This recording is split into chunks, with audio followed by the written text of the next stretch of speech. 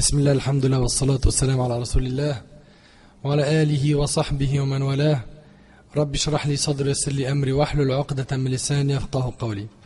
Mes frères et sœurs, on continue toujours cette noble série qu'on a commencée, qui est la biographie des 10 compagnons à qui il a été promis le paradis. Et aujourd'hui, nous avons rendez-vous avec un grand imam. Malheureusement, et je le dis avec beaucoup de peine, la majorité des musulmans ne connaissent absolument rien à son propos. La majorité de nos jeunes et de nos enfants ne le connaissent même pas. Alors que cette même génération connaît par cœur la vie des stars, des comiques, des chanteurs, des rappeurs, des footballeurs, etc. Aujourd'hui, nous avons rendez-vous avec le martyr vivant. Et méditez avec moi sur ces paroles. Aujourd'hui, nous avons rendez-vous avec le martyr vivant, l'homme à qui le paradis a été annoncé alors qu'il était en vie. En effet, il fait partie des 10 compagnons à qui le paradis a été promis. Mais il est également l'un des 8 premiers à embrasser l'islam. Et l'un des 5 convertis par la cause d'Abu Bakr as-Siddiq radiyallahu anhu an jami' as-sahaba. Et il est aussi l'un des 6 que Omar ibn Khattab radiyallahu anhu avait désigné pour l'assemblée de consultation. Savez-vous de qui il s'agit? Il est celui qui sacrifia sa vie pour le messager d'Allah alayhi salatu wassalam lors de la bataille de Uhud. Il s'agit du grand héros, le chevalier, le véridique, le pieux, le pur, l'adorateur. Il était le commerçant sincère, digne de confiance et généreux. Lorsqu'il était en difficulté, il faisait des efforts, et lorsqu'il était dans l'aisance, il était généreux. Il s'agit, sans trop tarder, de Talha ibn Ubaydillah radiyallahu anhu. Mes frères et sœurs, permettez-moi de vous poser une question qui ne va pas faire plaisir à tout le monde. Que connaissez-vous de ce compagnon? Que connaissez-vous de ce compagnon? Je demande à tous ceux qui sont présents et à tous ceux qui sont en train d'écouter cet enregistrement de se poser cette question. Qu'est-ce que je connais de Talha ibn Ubaydillah radiyallahu anhu?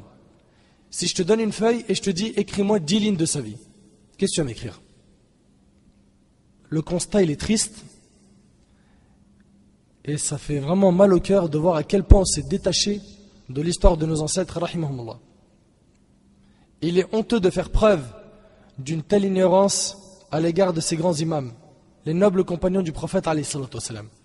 Mon frère, ma sœur, que connais-tu de Talha ibn Ubaydillah radiyallahu anhu, l'homme qui a embrassé l'islam durant les premiers jours de la da'wah? En effet, alors que le prophète alayhi salatu wassalam commençait à semer les graines de l'islam, eh bien Talha ibn Ubaydillah radiyallahu anhu faisait partie de ces premiers. Ces véridiques dotés d'une nature saine, pure, ces intelligents dotés d'un cœur pieux et d'une âme droite. Plusieurs livres d'histoire rapportent, bien qu'il ait été très dur de savoir si cette information est authentique, en tout cas plusieurs livres d'histoire rapportent que Talha ibn Ubaydillah radiyallahu anhu était un commerçant digne de confiance, véridique, et qu'il faisait partie des grands commerçants de la Mecque. Un jour, un adorateur demanda au commerçant: y a-t-il parmi vous un commerçant dans le haram? Vous savez ce que c'est le haram? Talha radiyallahu anhu répondit: oui, je fais partie des habitants de le haram. L'homme lui dit alors: l'époque d'Ahmed, le sceau des prophètes, est arrivée, ne rate donc pas ce groupe béni. Ne rate donc pas ce groupe béni, subhanallah. Je ne vais pas m'attarder sur ce passage, mais nous savons tous que les gens du livre étaient conscients que l'arrivée du prophète alayhi salatu wassalam approchait. Allah tabaraka wa ta'ala dit dans sourate al-Baqarah, sourate 2, verset 146, Alladhina ataynahumul kitab ya'rifunahu kama ya'rifuna abna'ahum wa inna fariqan minhum la yaktumuna al-haqqa wa hum ya'lamun. Ceux à qui nous avons donné le livre, le reconnaissant comme ils reconnaissent leur enfant, or une partie d'entre eux cache la vérité alors qu'ils la savent. Et Allah Azza wa Jal a dit dans sourate As-Saf, sourate 61, verset 6, وَإِذْ قَالَ عِيسَى بْنُ مَرْيَمَ يَا بَنِي إِسْرَائِيلَ إِنِّي رَسُولُ اللَّهِ إِلَيْكُمْ مُصَدِّقًا لِمَا بَيْنَ يَدَيَّ مِنَ التَّوْرَاةِ وَمُبَشِّرًا بِرَسُولٍ يَأْتِي مِنْ بَعْدِي اسمه أحمد فَلَمَّا جَاءَهُمُ الْبَيِّنَاتِ قَالُوا هَذَا سِحْرٌ مُبِينٌ. Et quand Isa, le fils de Marie, dit: ô enfants d'Israël, je suis vraiment le messager d'Allah, à vous, confirmateur de ce qui est dans la Torah et antérieur à moi. et annonciateur d'un message à venir après moi dont le nom sera Ahmed. Le prophète Isa lui-même, alayhi salam, il a annoncé que le prophète qui allait venir après lui s'appelle Ahmed. Pourquoi il n'a pas dit Mohammed? Premièrement, dans Sahih al-Bukhari, vous pourrez retrouver que le prophète alayhi salam a dit j'ai 5 noms parmi eux Ahmed. D'accord? De même que Ahmed veut dire celui qui loue le plus Allah. Alors que Mohammed c'est celui qui loue Allah. Et il a été décrit dans le verset par la qualité la plus grande qu'il possède. Clair? Donc Isa alayhi salam il dit et annonciateur d'un messager à venir après moi dont le nom sera Ahmed. Puis quand celui-ci vint à eux avec des preuves évidentes, ils dirent c'est là une magie manifeste. Les gens du livre connaissent donc le prophète sallallahu alayhi wa sallam et ils étaient au courant de son arrivée. En effet, leur livre, la Torah et les évangiles l'ont annoncé. Talha ibn Ubaydillah radiyallahu anhu retourna donc vers la Mecque. Alors que la nouvelle s'y était propagée de nord en sud, d'est en ouest. Celle de la venue d'un prophète. Toute la Mecque parlait de cette nouvelle, de la prophétie de Muhammad ibn Abdullah sallallahu alayhi wa sallam. Et la première chose que fit Talha radiyallahu anhu, c'est qu'il demanda où est-ce qu'était Abu Bakr. Il demanda si Abu Bakr était rentré, s'il avait délaissé son commerce et comment est-ce qu'il avait agi à ce moment-là. On lui confirma qu'Abu Bakr radiyallahu anhu était rentré et qu'il avait suivi la religion de Muhammad sallallahu alayhi wa sallam. Et là il s'est dit Abu Bakr a suivi la religion de Muhammad. On lui répondit oui. Talha dit alors Abu Bakr est avec Muhammad. Et il savait que même à l'époque de la Jahiliya, Abu Bakr était véridique, vertueux, pur. Il ne mentait jamais. La Mecque entière ne l'a jamais accusé du moindre mensonge. Il n'avait jamais bu de vin au temps de la Jahiliya, non pas parce qu'il était illicite, puisqu'il ne l'était pas encore, mais parce que Abu Bakr était quelqu'un de digne, qui ne voulait en aucun cas s'enivrer et ainsi perdre cette dignité et cette place qu'il occupait aux yeux de son peuple. C'est pour cela qu'Abu Bakr radiyallahu anhu s'était interdit le vin. Quant à Muhammad ibn Abdullah sallallahu alayhi wa sallam, la Mecque lui avait unanimement accordé le surnom de Sadiq al-Amin. C'est quoi Sadiq al-Amin? Le véridique, le digne de confiance. Lui aussi, Nabi alayhi salatu wa sallam n'avait jamais été le sujet du moindre mensonge pendant 40 ans. Parce que comme vous le savez, il a reçu la révélation à l'âge de 40 ans. Et donc, les gens s'interrogèrent, allait-il mentir à propos de son Seigneur à l'âge de 40 ans? Allait-il donc mentir à propos de son Seigneur à l'âge de 40 ans? Bien sûr que non, jamais. Jamais. Donc Talha, radiyallahu anhu, dit, Abu Bakr est avec Muhammad. Et il alla immédiatement rejoindre Abu Bakr, qui était semblable à une fleur profitable à tout le monde par son odeur. Et tel est le croyant. Le croyant, il profite aux autres. Le croyant, il profite aux autres. Abu Bakr était semblable à une fleur profitable à tout le monde par son odeur. En effet, après avoir embrassé l'islam, Abu Bakr se mit à la recherche des gens dotés d'une fitra qui n'a pas été altérée, des gens dotés d'une nature saine, pure, d'un cœur vivant, d'un cerveau intelligent, afin de leur exposer la religion d'Allah Azza wa Jal et de leur annoncer la révélation du messager alayhi salatu wassalam. Une fois que Talha fut arrivé chez Abu Bakr, le discours ne fut pas long. À peine Abu Bakr lui présenta l'islam, Talha a embrassé l'islam immédiatement. Puis tous les deux se sont précipités vers la maison du messager alayhi salatu wassalam. Et là-bas, Talha ibn Ubaydillah tendit la main au prophète alayhi salatu wassalam afin de lui prêter serment d'allégeance et ainsi de prononcer le témoignage de vérité. Ashhadu an la ilaha illallah wa ashhadu anna Muhammadan Rasulullah. C'est à ce moment-là que Talha passe de la mécréance et du polythéisme à la croyance et à l'unicité. Ce héros, Talha ibn Ubaydillah radiyallahu anhu, exerçait le métier de commerçant. Un commerçant honnête et digne de confiance. Et c'est ainsi que tout musulman doit être. Le musulman doit faire preuve d'une personnalité et d'un comportement exemplaire, où qu'il soit. Talha radiyallahu anhu, dans son métier de commerçant, il était honnête. Dans sa prière derrière le prophète alayhi salatu wassalam, il pleurait. Sa nuit, il l'a passée auprès d'Allah Azza wa Jal avec sa famille, son épouse et ses enfants. Il était généreux, doux, clément. Et lors de la bataille, il était un héros qui sacrifia sa vie, son âme et son sang pour Allah Azza wa Jal et son messager alayhi salatu wassalam. Et c'est à cela que doit ressembler la personnalité du musulman. Le musulman qui est intelligent, le musulman qui est éveillé, le musulman qui a un fahm, une compréhension, qui connaît son but et qui sait comment satisfaire Allah et son messager alayhi salatu wassalam. Tel doit être l'esprit du croyant, tout comme l'était celui du maître des hommes, notre prophète Muhammad sallallahu alayhi wa sallam. Mes frères et sœurs, Savez-vous que le paradis a été annoncé à Talha ibn Ubaydillah radiyallahu anhu? En effet, quelques temps plus tard, le prophète alayhi salatu wassalam lui a annoncé le paradis. Méditez mes frères et sœurs. Méditez avec moi sur ce qui suit. Le prophète alayhi salatu wassalam ne lui a pas fait n'importe quelle annonce. Il s'agit de l'annonce du paradis. Vous vous rendez compte de cette annonce? Quelle bonne nouvelle! Quel mérite pour un homme qui fait encore partie du monde des humains, d'apprendre qu'il fera partie des habitants du paradis. L'imam al-Tirmidhi, rahimahullah, a rapporté avec une chaîne de transmission authentique que Abdurrahman ibn Auf, radiyallahu anhu, a dit que le prophète sallallahu alayhi wa sallam a dit: Abu Bakr sera au paradis, Omar sera au paradis, Uthman sera au paradis, Ali, radiyallahu anhu, sera au paradis, Talha sera au paradis, Az-Zubayr ibn al-Awwam sera au paradis, Abdurrahman ibn Auf sera au paradis, Saad ibn Abi Waqqas sera au paradis, Saïd ibn Zayd sera au paradis et Abu Ubayd ibn al-Jarrah sera au paradis. Ça, c'est les 10 noms des 10 compagnons à qui il a été promis le paradis. Je sais que vous connaissez pour la plupart Abu Bakr, Omar, Uthman, Ali. Mais qu'en est-il de Talha? Qu'en est-il de Zubayr, Abdurrahman ibn Auf, Saad ibn Abi Waqqas, Saïd ibn Zayd, Abu Ubayd ibn al-Jarrah? Mes frères, ainsi que vous mes sœurs, apprenez ces noms. Apprenez ces noms. En plus, on en aura besoin tout au long de cette série. Ces noms que je viens de citer sont les 10 compagnons à qui le véridique, le digne de confiance, Mohammed ibn Abdullah alayhi salatu wassalam, a annoncé le paradis. Ces derniers seront dans des jardins et parmi des ruisseaux dans un séjour de vérité auprès d'un souverain omnipotent. Si seulement nous pouvions méditer sur l'annonce de cette nouvelle impressionnante. Un homme à qui le paradis a été promis alors qu'il fait encore partie des habitants de ce bas monde. Et ce n'est pas tout, le prophète alayhi salatu wassalam lui a aussi annoncé le martyr. Le prophète alayhi salatu wassalam lui a annoncé qu'il sera tué dans le sentier d'Allah.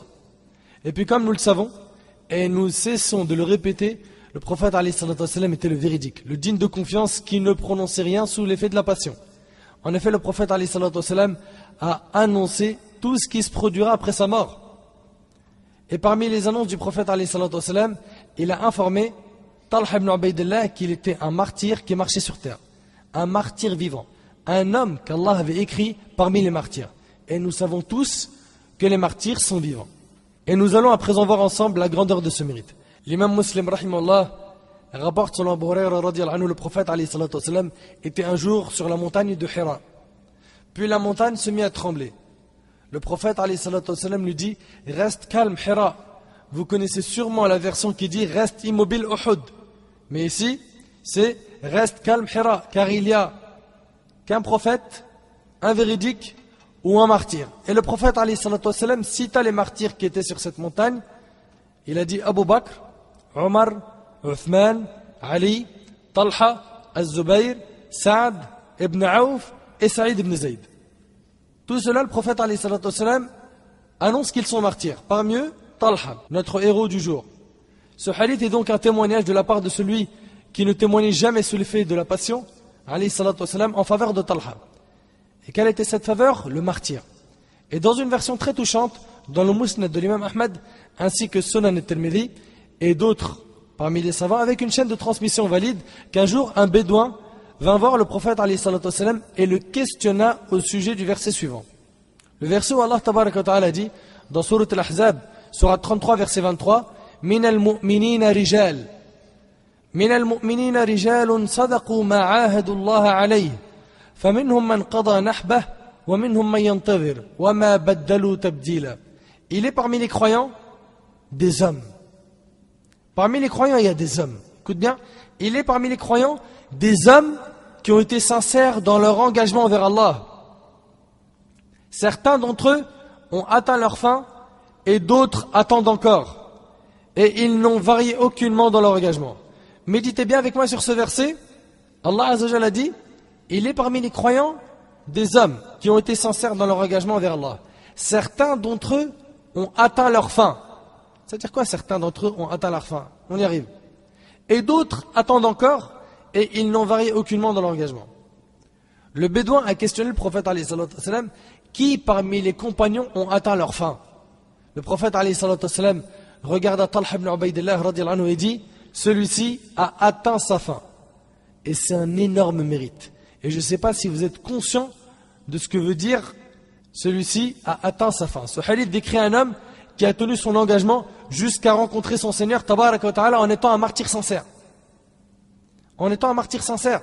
Certains d'entre eux ont atteint leur fin. Signifie que ceux-ci ont témoigné de la shahada auprès d'Allah et qu'il s'est promis de tenir cet engagement jusqu'à ce qu'il meure martyr en ayant tenu cet engagement sans avoir menti, modifié, falsifié ou trahi l'engagement. À présent, est-ce que vous êtes conscient du privilège de ce compagnon?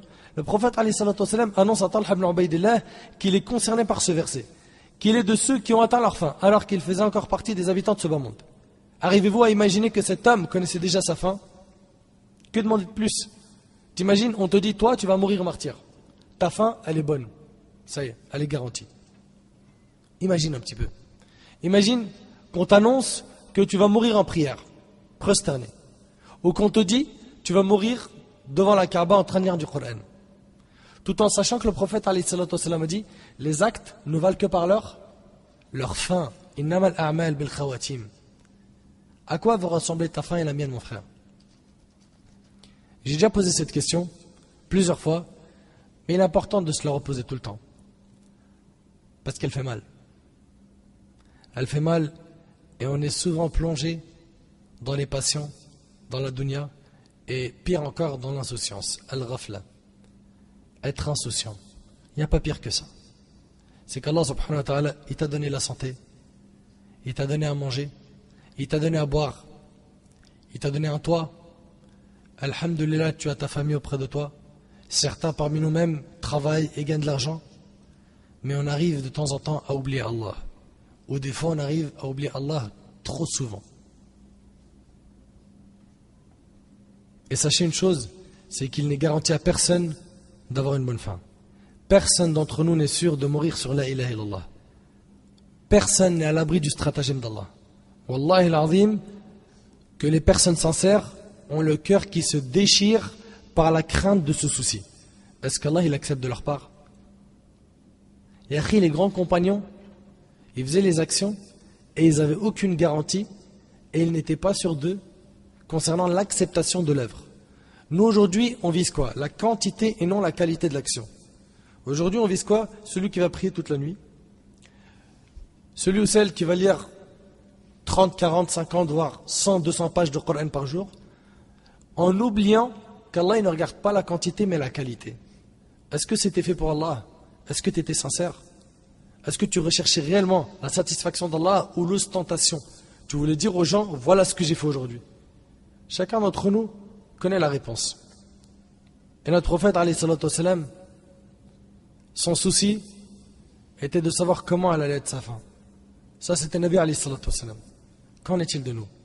Selon al-Ala, la tante de Hizam ibn Hakim al-Ansari, radiyallahu anhu, le prophète alayhi salatu wassalam a dit, par Allah, je ne sais pas. Alors que je suis le messager d'Allah, ce que l'on fera de moi ni de vous, rapporté par Bukhari. Le prophète alayhi salatu wassalam, il ne se sentait pas en sécurité. Et aujourd'hui, on était touché par ce fléau, celui de se sentir en sécurité.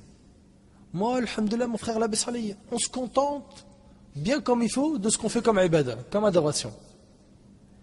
Et Allah tabaraka wa ta'ala, il a dit dans un hadith qudsi, par ma puissance, je ne réunis pas dans le cœur de mon serviteur de peur et de quiétude.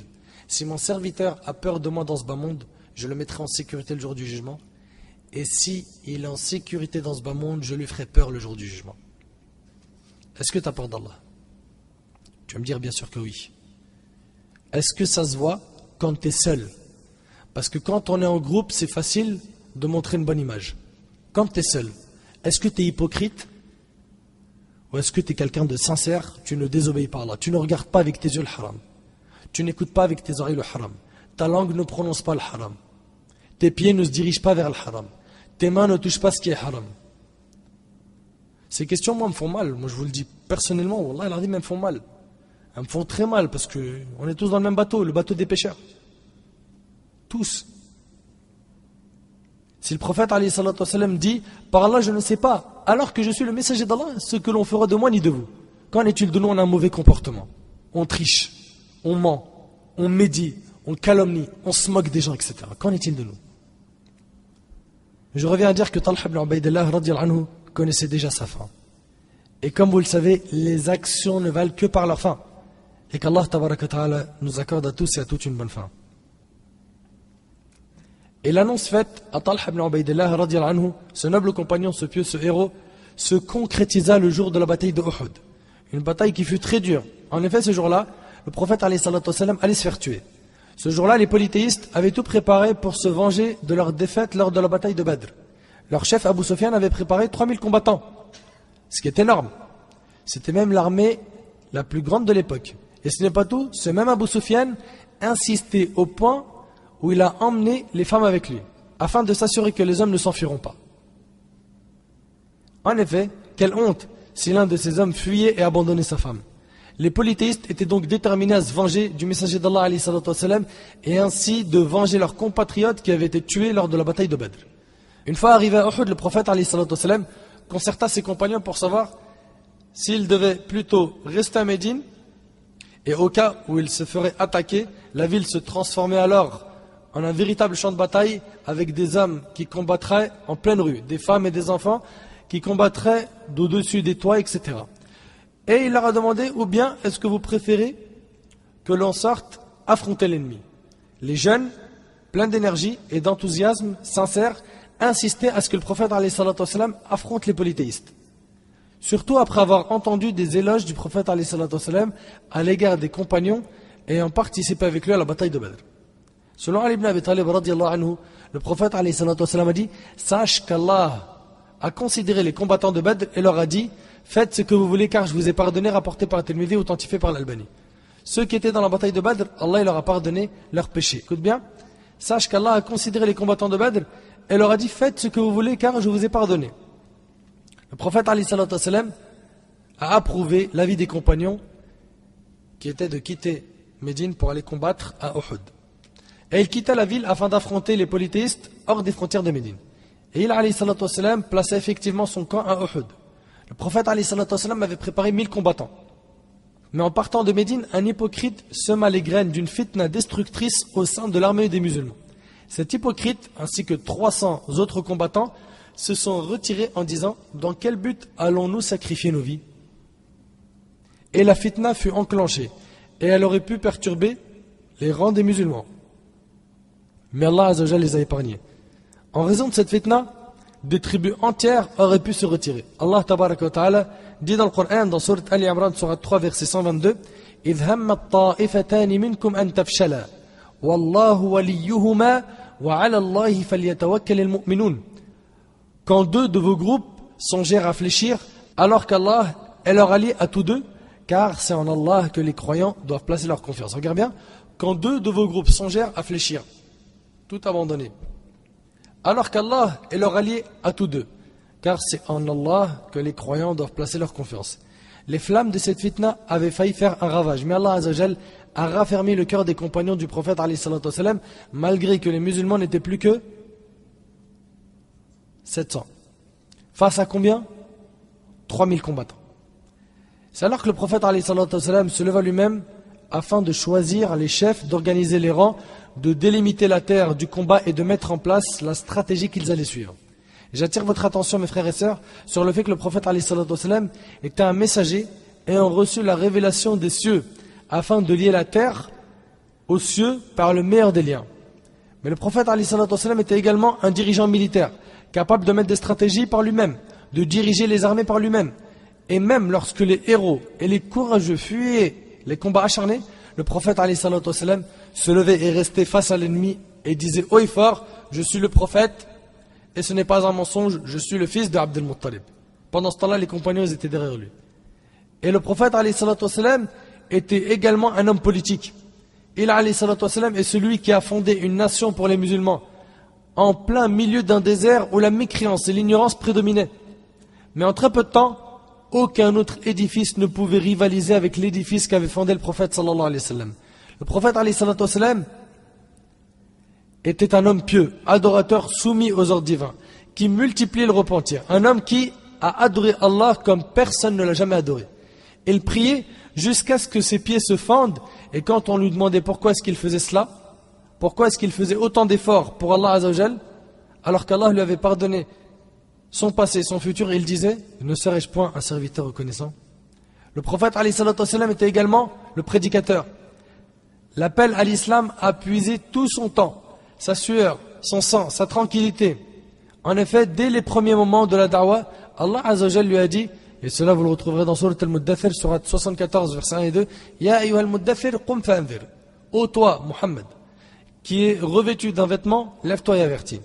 Et en effet, il se leva, alayhi salatu wassalam, et il n'a plus jamais goûté au repos, jusqu'à ce qu'il retrouve son Seigneur, Jalla wa Ala. Le prophète, alayhi salatu wassalam, faisait aussi preuve d'une grande compassion envers les autres. Il n'existe pas une personne qui n'a été, ni une personne qui ne sera plus humain ou plus clément que le Nabi, alayhi salatu wassalam. Le prophète, alayhi salatu wassalam, une petite fille à Médine, elle pouvait prendre sa main, marcher avec lui, et il la suivait sans lui dire: où est-ce que tu m'emmènes? Et c'était le prophète. Et il la suivait, et ça c'était une preuve de modestie. Il, alayhi salatu wassalam, soignait les blessures des blessés. Il essuyait les larmes des misérables. Il dissipait les maux des souffrants. Il consolait les gens, sallallahu alayhi wa sallam. Oui, le prophète, alayhi salatu wassalam, est le parfait exemple à suivre qu'Allah Azza wa Jalla a envoyé afin de montrer aux gens comment mettre en pratique la bonté et les grandes valeurs, la religion d'Allah tabaraka wa ta'ala. Le prophète, alayhi salatu wassalam, se leva donc lui-même afin de choisir les dirigeants de cette bataille, la bataille de Uhud, d'organiser les rangs, de délimiter la terre du combat et de mettre en place la stratégie qu'ils allaient suivre. En effet, le prophète, alayhi salatu wassalam, observa la terre du combat d'un œil d'expert, un véritable dirigeant. Il, alayhi salatu wassalam, plaça ensuite 50 parmi les archers sur la montagne des archers, Jabal al-Rumat. Ces 50 hommes maîtrisaient le tir à l'arc. Et le prophète, alayhi salatu wassalam, leur désigna comme responsable Abdullah ibn Jubayr, radiyallahu anhu. Dans la version de l'imam Ahmed avec une chaîne de transmission authentique, le prophète, alayhi salatu wassalam, a dit à Abdullah ibn Jubayr, donc le chef des archers: protégez nos dos. Protégez nos dos. Si vous voyez qu'on nous tue, ne nous portez pas secours. Si vous voyez qu'on ramasse le butin de guerre, ne vous en mêlez pas. Il a été clair. L'ordre du prophète, alayhi salatu wassalam, était clair dans ce hadith. Et je vous demande toute votre attention, parce que nous allons à présent exposer une leçon que tout un chacun se doit d'apprendre et de mettre en application. Parce qu'en effet, notre communauté en a vraiment besoin. Le prophète, alayhi salatu wassalam, le véridique, le dirigeant, a mis en place la stratégie pour cette bataille. Puis il leur donne clairement aux archers de protéger leurs arrières et de n'intervenir en aucun cas, même s'ils les voyaient se faire tuer. En d'autres termes, ce n'est pas votre rôle. Votre rôle dans la bataille est bien précis. Ne le délaissez absolument pas. Ne délaissez absolument pas votre rôle, en aucun cas, et ce jusqu'à la fin de la bataille, quelles que soient les circonstances. Puis la bataille commença. Plus encore, elle s'acheva rapidement en faveur des musulmans. Et je ne dis pas cela par compassion, non, c'est une réalité. Les musulmans ont gagné effectivement la bataille. L'imam al-Bukhari, rahimahullah, a rapporté qu'Al-Bara ibn Azib, radiyallahu anhu, a dit: lorsque nous les avons rencontrés, ce fut leur défaite. Et nous vîmes les femmes se diriger vers la montagne. La bataille s'était donc achevée et les combattants adverses se sont enfuis, suivis par leurs femmes qu'avait amené Abu Sufyan afin de s'assurer que les hommes ne fuiront pas. Mais au moment de ce combat acharné, tout le monde prit la fuite. Tout le monde prit la fuite. Allah Azza wa Jal a dit dans Surat Al-Imran, Surat 3, verset 152, وَلَقَدْ صَدَقَكُمُ اللَّهُ وَعْدَهُ إِذْ تَحُسُّونَهُمْ بِإِذْنِهِ حَتَّى إِذَا فَشِلْتُمْ وَتَنَازَعْتُمْ فِي الْأَمْرِ وَعَصَيْتُمْ مِنْ بَعْدِ مَا أَرَاكُمْ مَا تُحِبُّونَ مِنْكُمْ مَن يُرِيدُ الدُّنْيَا وَمِنْكُمْ مَن يُرِيدُ الْآخِرَةَ ثُمَّ صَرَفَكُمْ عَنْهُمْ لِيَبْتَلِيَكُمْ وَلَقَدْ عَفَا عَنْكُمْ وَاللَّهُ ذُو فَضْلٍ عَلَى الْمُؤْمِنِينَ. Et certes, Allah a tenu sa promesse envers vous, quand par sa permission, vous les tuez sans relâche. Dans le verset, on voit quoi? Que les musulmans, ils étaient en train de les tuer sans relâche. Que c'était eux qui menaient comme il faut la bataille. Donc, on a dit que l'ennemi prit la fuite. Et c'est là que l'erreur s'est produite. On peut même dire que c'est là que la défaite débuta. Et en effet, la victoire se transforma rapidement. Méditez avec moi sur le verset. Allah Azza wa Jal dit: quand par sa permission vous les tuez sans relâche, jusqu'au moment où vous avez fléchi, où vous vous êtes disputé à propos de l'ordre donné, et vous avez désobéi après qu'il vous ait eu montré la victoire que vous aimiez. Il en était parmi vous qui désiraient la vie d'ici-bas, et il en était parmi vous qui désiraient l'au-delà. Puis, il vous a fait reculer devant eux afin de vous éprouver, et certes, il vous a pardonné. L'essentiel, c'est ça. Allah Azza wa Jalla, il a pardonné aux compagnons radiyallahu anhum. Et certes, il vous a pardonné, et Allah est détenteur de la grâce envers les croyants. Allah Azza wa Jalla a dit aussi dans Surat Al-Imran, en parlant de cette bataille, Surat 3, verset 153, إِذْ تُصْعِدُونَ وَلَا تُلْهُونَ عَلَى أَحَدٍ وَالرَّسُولُ يَدْعُوكُمْ فِي إُخْرَاكُمْ فَأَثَابَكُمْ غَمًّا بِغَمٍّ لكي لا تحزنوا على ما فاتكم ولا ما أصابكم والله خبير بما تعملون. Rappelez-vous quand vous fuyez sans vous retourner vers personne, cependant que derrière vous le messager vous appelait. Alors il vous infligea angoisse sur angoisse afin que vous n'ayez pas de chagrin pour ce qui vous a échappé ni pour les revers que vous avez subis. Et Allah est parfaitement connaisseur de ce que vous faites. Méditez avec moi un peu sur ce reproche. Pourquoi avez-vous fui? Qu'est-ce-t-il passé? Et la conséquence se traduit par une terreur, une peur, une déstabilisation des rangs, qui provoqua un vrai carnage, un bain de sang. Et 70 compagnons seront tués en très peu de temps. Pourquoi? Parce que les archers placés sur la montagne ont délaissé l'ordre du prophète alayhi salatu wassalam et l'ordre de leurs dirigeants. Ils ont oublié l'ordre clair du prophète alayhi salatu wassalam, protégez nos dos. Et si vous voyez qu'on nous tue, ne nous portez pas secours. Et si vous voyez qu'on ramasse le butin de guerre, ne vous en mêlez pas. Et en effet, les archers sont descendus de la montagne et ils ont ainsi enfreint l'ordre du prophète alayhi salatu wassalam, leur dirigeant. Ils sont descendus parce qu'ils ont vu les compagnons récupérer le butin et ils se sont dit, ça y est, on a gagné la bataille. Ils se précipitèrent à descendre en disant le butin, le butin. Et à ce moment-là, le compagnon Khalid ibn al-Walid radiyallahu anhu, qui n'était pas musulman mais qui est devenu plus tard, et plus tard il a été surnommé l'épée d'Allah, Saifullah, Khalid a réalisé le danger de cette erreur.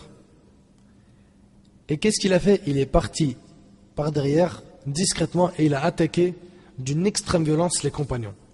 Ainsi, les musulmans se sont retrouvés encerclés par l'ennemi. Une partie leur faisait face, et l'autre était dans leur dos. Les musulmans, ils sont encerclés. Il y a de l'ennemi qui est en train de prendre la fuite, et après, ils voient l'ennemi qui vient par derrière. Donc, ils sont encerclés. Une partie leur faisait face, et l'autre était dans leur dos. Ils furent alors attaqués par tous les moyens et par tout type d'armes, épées, lances, flèches, etc. Et 70 musulmans furent tués. Alors que les musulmans avaient bel et bien déjà achevé la bataille en leur faveur. Et enfin la bataille s'acheva. Telle était la conséquence de la désobéissance. Telle est la conséquence d'aller à l'encontre d'un seul des ordres du prophète alayhi salatu wassalam. Mes frères et sœurs, ouvrez donc vos oreilles. Ceux-ci étaient des compagnons. Les compagnons qui étaient les meilleurs après les messagers et les prophètes. Et lorsqu'une partie d'entre eux, et non leur ensemble, je n'ai pas dit l'ensemble des archers, mais bien une partie d'entre eux, lorsqu'une partie d'entre eux a désobéi à un seul ordre du prophète alayhi salatu wassalam, c'est l'ensemble de l'armée qui fut vaincue. La leçon à tirer de cette histoire est que la désobéissance aux ordres divins et prophétiques constitue une défaite et une perte, aussi bien dans ce bas monde que dans l'au-delà. Tout comme l'obéissance à Allah et à son messager alayhi salatu wassalam n'est qu'une joie et un apaisement, aussi bien dans ce bas monde que dans l'au-delà. Plus encore, elle est une gloire et un raffermissement dans ce bas monde, tout comme elle est un secours dans l'au-delà. Allah Azza wa Jal a dit dans Surat Al-Imran, Surat 3, verset 165, أَوَلَمَّ أَصَابَتْكُمْ مُصِيبَةٌ قَدْ أَصَبْتُمْ مِثْلَيْهَا قُلْتُمْ أَنَّ هَذَا. Quoi? Quand un malheur vous atteint, mais vous en avez jadis infligé le double, vous dites d'où vient cela? Comment être vaincu alors que notre dirigeant est le messager d'Allah alayhi salatu wassalam? Comment être vaincu alors que nos ennemis sont les polythéistes? La réponse à ces questions est qu'Allah Azza wa Jal nous a fixé des règles de vie dans ce bas monde. Et ces règles ne peuvent ni être changées, ni satisfaire telle ou telle personne simplement pour ce qu'elle est. Je vous pose la question, est-ce que les musulmans peuvent perdre? Est-ce que les musulmans peuvent échouer? Oui, et je vous le dis d'une manière crue. Et c'est ainsi que je dois le dire, justement pour appuyer le fait que par l'obéissance à Allah et son messager alayhi salatu wassalam, on aura la réussite. Alors que la désobéissance aux ordres d'Allah et de son messager alayhi salatu wassalam est une perte, un échec, une défaite, une perdition, aussi bien ici-bas que dans l'au-delà. Allah Azza wa Jal a dit dans Surat Al-Anfal, Surat 8, verset 53, ذلك بأن الله لم يكن مغيرا نعمة أنعمها على قوم حتى يغيروا ما بأنفسهم وأن الله سميع عليم. C'est qu'en effet, Allah ne modifie pas un bienfait dont il a gratifié un peuple avant que celui-ci change ce qui est en lui-même. Et Allah est audient et omniscient. Écoute bien, avant que celui-ci change ce qu'il est en lui-même. C'est-à-dire que dans le verset, on voit que si tu ne changes pas ton propre état et que le peuple ne change pas son propre état, il n'y a pas de réussite. Et dans Sourate Al-Ra'd, Allah Tabaraka Ta'ala a dit, dans la Sourate 13, verset 11, Inna Allah la yughayyiru ma biqawmin hatta yughayyiru ma bi anfusihim. Allah ne modifie point l'état d'un peuple tant que les individus qui le composent ne modifient pas ce qu'il y a en eux-mêmes. On est tous en train de se dire, mais pourquoi ça se passe comme ça en Palestine? Pourquoi est-ce que les musulmans souffrent ici et là-bas, etc. Mais commence déjà par voir, nous les musulmans de manière générale, comment est-ce qu'on se comporte avec Allah Azza wa Jal. Comment? Tu verras la catastrophe. On aura le secours d'Allah uniquement quand on appliquera les ordres d'Allah et ceux du prophète alayhi salatu wassalam. Le tout premier pas que nous devons entreprendre est donc l'obéissance à Allah et à son messager alayhi salatu wassalam. Et même après des millions, voire des millions d'années, la communauté ne réussira que lorsqu'elle mettra cela en application. Le succès se trouve dans ce verset. Dans le verset de Sourate Al-Baqarah, Sourate 2, verset 285, le verset où Allah Tabaraka Ta'ala dit وَقَالُوا سَمِعْنَا وَأَطَعْنَا غُفْرَانَكَ رَبَّنَا وَإِلَيْكَ الْمَصِيرُ. Et ils ont dit, nous avons entendu et obéi, nous implorons ton pardon, c'est à toi que sera le retour. Après que les polythéistes aient attaqué les musulmans par derrière, leur cible première fut le prophète alayhi salatu wassalam. Ils virent à ce moment-là une occasion de le tuer, sallallahu alayhi wa sallam, et ainsi de mettre définitivement fin à la transmission du message de l'islam et à la propagation de cette lumière. Mais ils tentaient là une mission impossible puisque le moindre mal ne peut atteindre une personne qu'Allah protège, de même que personne ne peut le vaincre. Allah Azza wa Jalla a dit dans Sourate Al-Ma'idah, Sourate 5, verset 67, Ya ayyuhar rasoul, balligh ma unzila ilayka min rabbik, wa in lam taf'al, fama ballaghta risalatah, wallahu ya'asimuka minan nas. Inna Allah la yahdi al-qawma al-kafirin. Ô messager, Allah il s'adresse au prophète alayhi sallam, il dit, ô messager, transmets ce qui t'a été descendu de la part de ton Seigneur, transmets la religion. Si tu ne le faisais pas, alors tu n'auras pas communiqué son message et Allah te protégera des gens. Allah est du prophète alayhi salatu wassalam, et Allah te protégera des gens. Certes, Allah ne guide pas les gens mécréants. Ainsi, Allah Azza wa Jalla a décidé de préserver son messager alayhi salatu wassalam afin qu'il transmette son message. Mais le prophète alayhi salatu wassalam fut réellement la cible primordiale des ennemis. Et les polythéistes ont effectivement encerclé le prophète alayhi salatu wassalam, et c'est à présent que nous allons voir la valeur de Talha ibn Ubaydillah radiyallahu anhu. Sa loyauté, son héroïsme. Je vous le jure par Allah que ce passage est impressionnant. Et si j'étais amené à rencontrer ce noble compagnon, je n'hésiterais pas à lui embrasser la main et la tête. Radiyallahu anhu.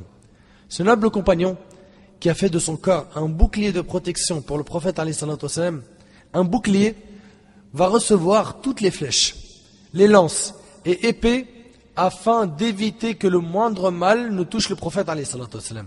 Oui, Talha ibn Ubaydillah radiyallahu anhu, il va se transformer en un habit fidèle et loyal dans lequel il enveloppa le prophète alayhi salatu wassalam, au point où le prophète alayhi salatu wassalam dit à son sujet une parole parmi les plus belles paroles qui puissent être prononcées. Il alayhi salatu wassalam dit Awjaba Talha, Awjaba Talha, ce qui s'explique par le paradis lui a obligatoirement été accordé. Le paradis lui a obligatoirement été accordé. Il a tellement défendu le prophète alayhi salatu wassalam qu'il a prononcé cette parole. Imagine avec moi cette situation. Le prophète alayhi salatu wassalam se trouve en plein cœur des flèches, des lances et des épées des polythéistes, et c'est là que Talha surgit, n'ayant aucun autre objectif que de protéger le prophète alayhi salatu wassalam et de le sauver. Dans Sahih Muslim, lorsque les polythéistes, les mouchriquines, se sont rassemblés autour du prophète alayhi salatu wassalam, qui était avec un groupe d'Ansar, les habitants de Médine, les polythéistes, les mouchriquines, atteignirent le prophète alayhi salatu wassalam qui dit qu'il le repousse afin d'être mon compagnon au paradis. Le prophète alayhi salatu wassalam, il motive les compagnons à le défendre. Qu'il les repousse afin d'être mon compagnon au paradis. Chacun parmi les Ansar dit moi, et ils se mirent à combattre jusqu'à être tués l'un après l'autre. Ils étaient 9. Après le meurtre de tous les Ansar, Talha s'avança et se battit jusqu'à ce que sa main fût paralysée. L'imam al-Bukhari rahimahullah, a même rapporté que Qais ibn Abi Hizam a dit au jour de Uhud, j'ai vu Talha qui, la main paralysée, garder le prophète alayhi salatu wassalam. Talha ibn Ubaydillah radiyallahu anhu fut paralysé de la main afin de sauver le prophète alayhi salatu wassalam. Plus encore, il avait porté le prophète alayhi salatu wassalam sur son dos lors de cette bataille. Il a porté le prophète alayhi salatu wassalam sur son dos, et à ce moment-là, le prophète alayhi salatu wassalam était fatigué, on l'avait blessé au visage, on l'avait cassé une dent, et son sang coulait, son sang pur coulait, sallallahu alayhi wa sallam. Et le prophète alayhi salatu wassalam a réellement failli se faire tuer. Et la rumeur que le prophète alayhi salatu wassalam s'était fait tuer s'est même propagée dans le champ de bataille. Certains compagnons jetèrent alors leurs armes en s'écriant: le prophète alayhi salatu wassalam a été tué. À quoi bon de combattre? Jusqu'à ce que Anas ibn Nadr leur dit: pourquoi avez-vous baissé vos armes? Et ils dirent: le prophète alayhi salatu wassalam a été tué. Que faire dans ce bas monde sans le messager d'Allah? Sallallahu alayhi wa sallam. Mais Anas ibn Nadr, et le hadith il est rapporté par Bukhari et Muslim, leur dit: levez-vous et mourrez sur ce que le messager d'Allah alayhi salatu wassalam a donné sa vie. À présent, mon frère, ainsi que toi, ma sœur, imagine avec moi que tu vois le prophète alayhi salatu wassalam en pleine bataille, que son sang est en train de couler et qu'il est sur le point de se faire tuer. Comment allais-tu agir? Je suis sûr et certain qu'il y en a parmi nos frères qui écoutent ces paroles et qui en pleurent. Qu'il y en a parmi nos sœurs et nos mères qui en pleurent et qui auraient aimé sacrifier leur vie pour le prophète alayhi salatu wassalam. Par Allah, je sais qu'il existe encore des gens dans notre communauté, hommes et femmes jeunes et âgés, qui préféreraient sacrifier leur vie, je ne dis pas leur bien, ni quoi que ce soit d'autre, mais bel et bien leur vie et leur âme, et ne pas voir la moindre goutte de sang couler du corps du prophète alayhi salatu wassalam.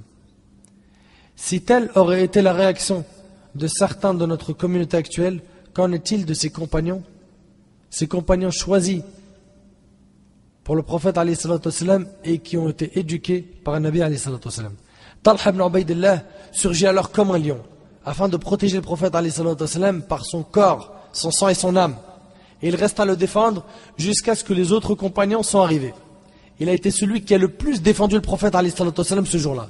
Lorsqu'Abu Bakr as-Siddiq radiyallahu anhu se souvenait du jour de la bataille de Uhud, il disait: ce jour appartient entièrement à Talha. T'as vu le témoignage? Ce jour appartient entièrement à Talha. C'est un énorme témoignage. Je ne trouve pas de paroles me permettant d'exprimer la grandeur de ce témoignage prononcé par le véridique Abu Bakr radiyallahu anhu. Ce dernier raconte aussi: je fus le premier à arriver au prophète alayhi salatu wassalam lorsque les polythéistes l'ont surmené avec Abu Ubaïda ibn al-Jarrah. Lorsque nous arrivâmes auprès de lui, alors que son sang coulait, Talha l'avait porté sur son dos, parce que le prophète alayhi salatu wassalam était épuisé. Il l'a porté sur son dos et il l'emmena à un endroit où le prophète alayhi salatu wassalam allait être en sécurité. Et lorsqu'Abu Bakr et Abu Ubaïda arrivèrent auprès du prophète alayhi salatu wassalam, il alayhi salatu wassalam avait oublié sa douleur, ses blessures et son sang qui coulait, puis il a dit alayhi salatu wassalam à Abu Bakr: prenez votre frère, prenez votre frère, prenez votre frère. Et il parle de qui? De Talha. Le prophète alayhi salatu wassalam met de côté tout son mal et ordonne à Abu Bakr et à Abu Ubaïda de se précipiter vers Talha ibn Ubaydillah afin de lui porter secours. Abu Bakr raconte: nous nous précipitâmes alors vers Talha et nous trouvâmes qu'il n'y avait pas un endroit dans son corps qui ne portait pas l'impact d'une flèche, d'une lance ou d'une épée. Abu Bakr radiyallahu anhu poursuit en disant: nous l'arrangeâmes alors que le prophète alayhi salatu wassalam disait: Aoujaba Talha, Aoujaba Talha.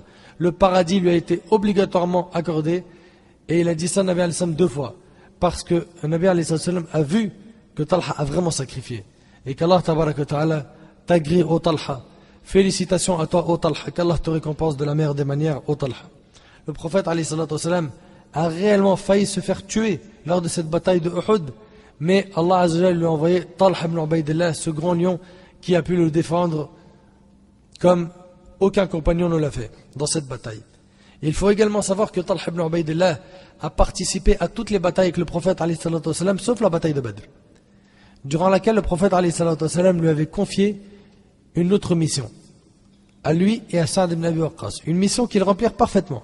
Talha était courageux et très ascète. Un jour, l'épouse de Talha ibn Ubaydillah, Kalthum bint Abi Bakr, le vit souciant. Elle lui demanda: ô Talha, ô Aba Muhammad, est-ce que quelqu'un de ta famille t'a porté préjudice? T'avons-nous embêté? T'avons-nous attristé?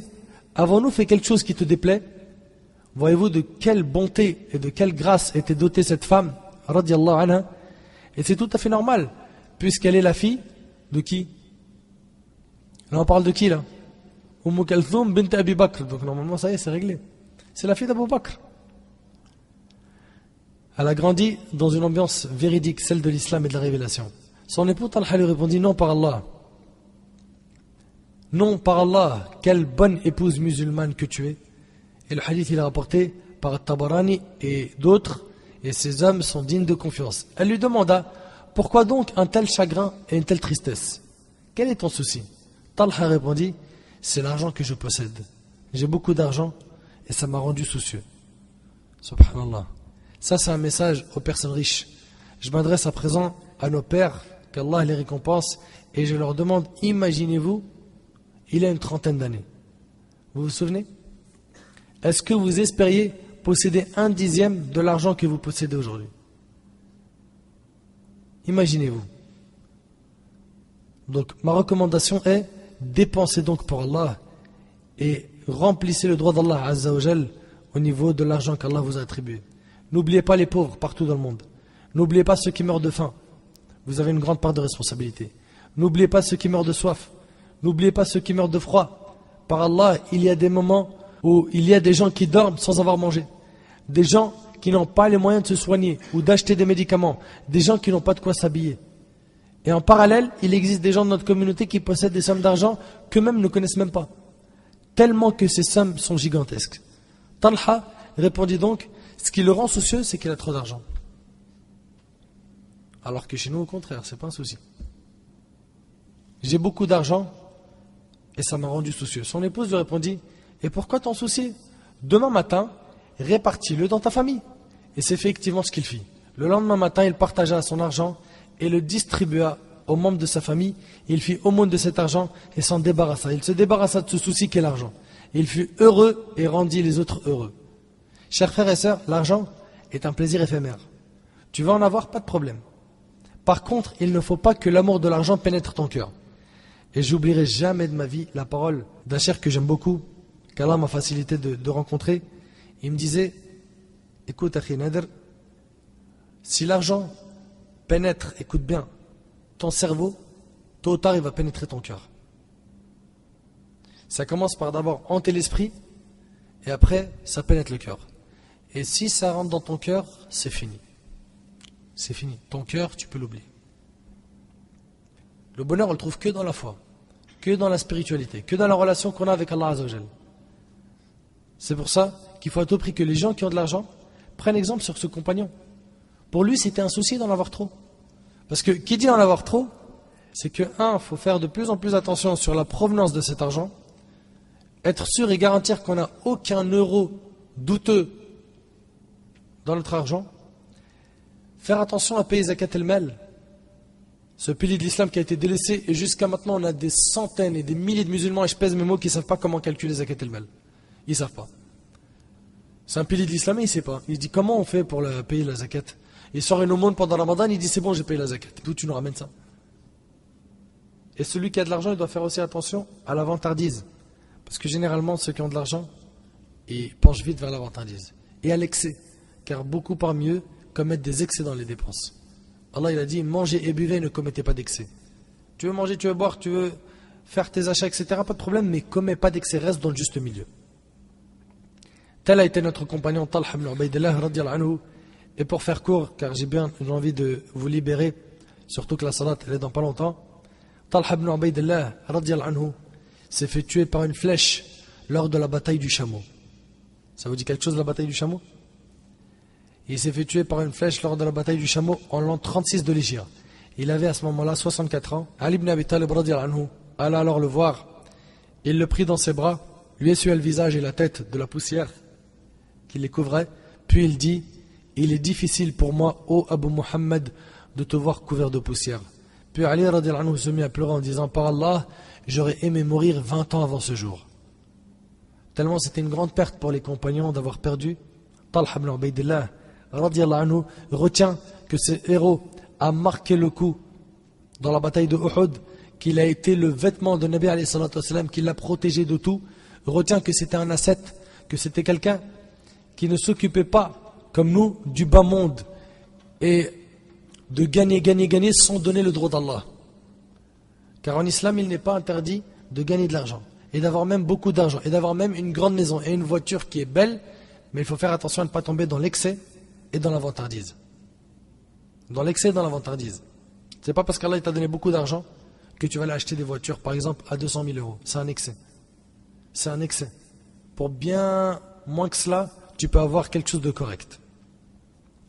Pour finir, ikhwani wa akhawati, je demande à Allah tabaraka wa ta'ala d'accepter les œuvres de Talha ibn Ubaydillah, de le récompenser pour tout ce qu'il a fait de bien, ainsi que tous les nobles compagnons du messager d'Allah alayhi salatu wassalam.